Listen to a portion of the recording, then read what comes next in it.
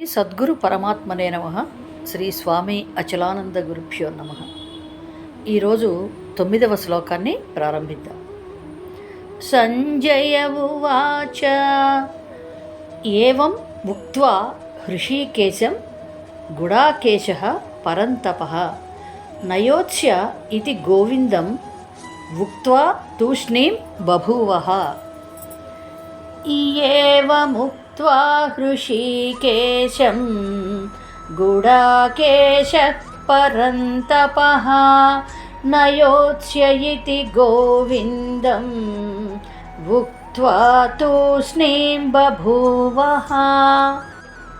ఏవముక్త్వా హృషీకేశం గుడాకేశః పరంతపః నయోత్స్య ఇతి గోవిందం ఉక్త్వా తూష్ణీం బభూవః. 10వ శ్లోకం. తం ఉవాచ హృషీకేశః ప్రహసన్నివ భారత సేనయోః ఉభయోర్मध्ये విషీదంతమిదం వచః. తమువాచ హృషీకేశః ప్రహసన్నివ భారత సేనయోరుభయోర్मध्ये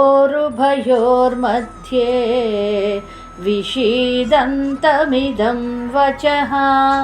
తమువాచ హృషీకేశః ప్రహసన్నివ భారత సేనయోరుభయోర్मध्ये విషీదంతమిదం వచః. శ్రీభగవానువాచ అశోచ్యాన్ అన్వశోచస్త్వం ప్రజ్ఞావాదాంశ్చ భాషసే గతాసూన్ అగతాసూంశ్చ నానుశోచంతి పండితాః. అశోచ్యానన్వశోచస్త్వం ప్రజ్ఞావాదాంశ్చ భాషసే గతాసూనగతాసూంశ్చ నానుశోచంతి పండితాః.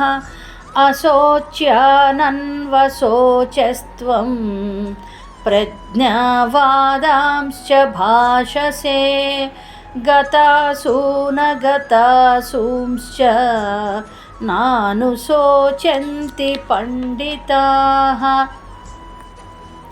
12వ శ్లోకం.